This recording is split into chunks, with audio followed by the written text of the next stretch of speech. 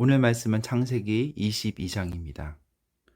그 일 후에 하나님이 아브라함을 시험하시려고 그를 부르시되 아브라함아 하시니 그가 이르되 내가 여기 있나이다.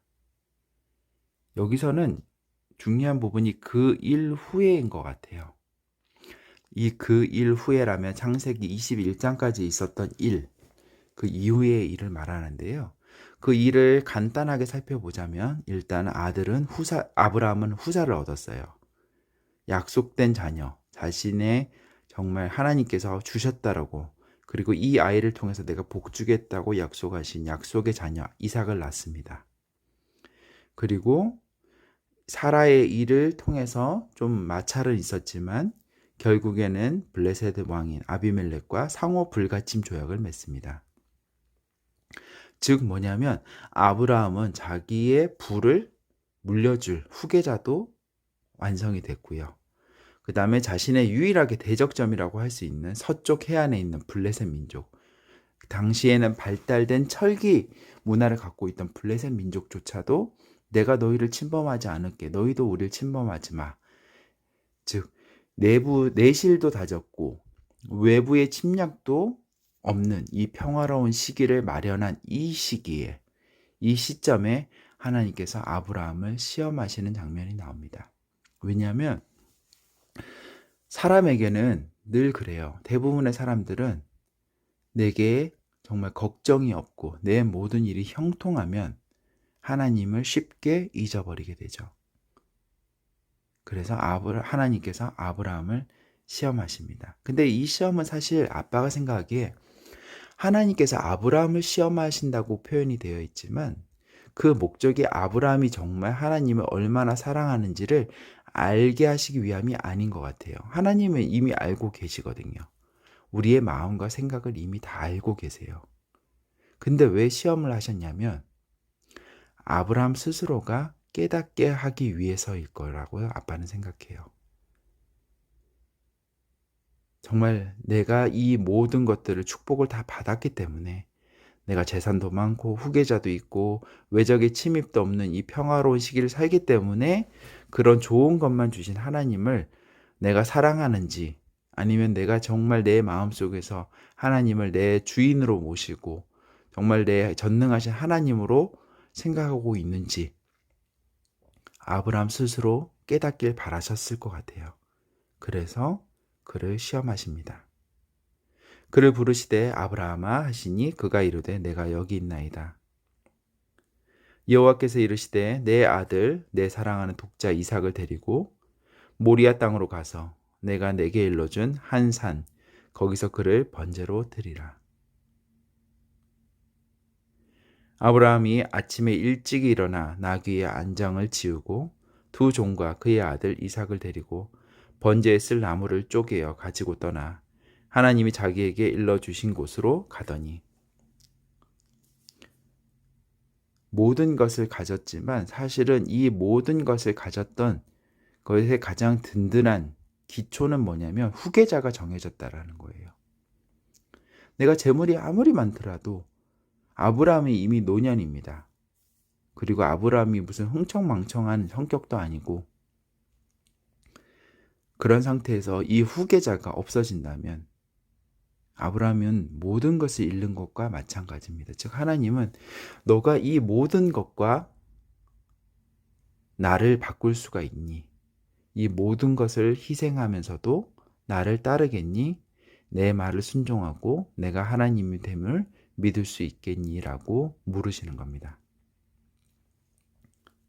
아브라함이 아침에 일찍 일어나 나귀의 안장을 지우고 두 종과 그의 아들 이삭을 데리고 번제에 쓸 나무를 쪼개어 가지고 떠나 하나님이 자기에게 일러주신 곳으로 가더니, 전혀 주저함 없이 가는 아브라함의 모습을 봅니다. 제3일에 아브라함이 눈을 들어 그곳을 멀리 바라본지라. 이에 아브라함이 종들에게 이르되 너희는 나귀와 함께 여기서 기다리라. 내가 아이와 함께 저기 가서 예배하고 우리가 너희에게로 돌아오리라 하고, 아브라함이 이에 번제나무를 가져다가 그의 아들 이삭에게 지우고 자기는 불과 칼을 손에 들고 두 사람이 동행하더니 이삭이 그 아버지 아브라함에게 말하여 이르되 내 아버지여 하니 그가 이르되 내 아들아 내가 여기 있노라. 이삭이 이르되 불과 나무는 여기 있거니와 번제할 어린 양은 어디 있나이까. 아브라함이 이르되 내 아들아 번제할 어린 양은 하나님이 자기를 위하여 친히 준비하시리라 하고 두 사람이 함께 나아가서 하나님이 그에게 일러주신 곳에 이른지라. 이에 아브라함이 그곳에 제단을 쌓고 나무를 버려놓고 그의 아들 이삭을 결박하여 제단 나무 위에 놓고 손을 내밀어 칼을 잡고 그 아들을 잡으려 하니 여호와의 사자가 하늘에서부터 그를 불러 이르되 아브라함아 아브라함아 하시는지라. 아브라함이 이르되 내가 여기 있나이다 하매. 아브라함은 결국 그의 아들 이삭을 번제단 위에 결박하여 묶어서 제단에 놓고 칼을 잡아서 정말 똑같은 재물을 잡듯이 생명을 끊고 각을 떠서 하나님께 제사를 드리려고 합니다. 몇 가지를 살펴볼 수 있을 것 같은데요. 아브라함은 정말 하나님을 신뢰하였던 것, 그것을 첫 번째로 알 수 있고요. 두 번째는 하나님께서 이렇게 멈추리라고 생각하지는 않았을 것 같아요. 아브라함의 믿음은 뭐였냐면 이 아들을 하나님께서 약속의 자녀를 주셨고 이 아들을 통해서 세상의 많은 자손들을 보게 하시고 그들을 축복의 그 하나님 언약을 이루어 가실 거라고 약속하셨기 때문에 설사 내가 죽이더라도 하나님께서는 다시 살리시는 한이 있더라도 그 언약을 지키실 거라는 그 믿음이 있었던 걸로 보여집니다. 마지막으로 또 하나 살펴볼 것은 되게 유사한 장면이 이후에 한 번 더 나와요. 이 자리에서 똑같은 자리에서 제물로 바쳐질 어린 양 대신에 그 아들이 죽습니다. 지금은 죽기 전에 하나님께서 멈추셨지만 그때는 그 아들이 번제, 즉 그 죄를 대속하기 위해서 잡혀 죽고 이 자리에서 똑같은 자리에서 그런 일이 다시 발생합니다. 그것이 바로 예수님의 십자가 사건이죠. 이 유사한 장면은 그곳에서의 장면을 떠올리게 만들어요. 아버지가 아들을 죽이는 장면.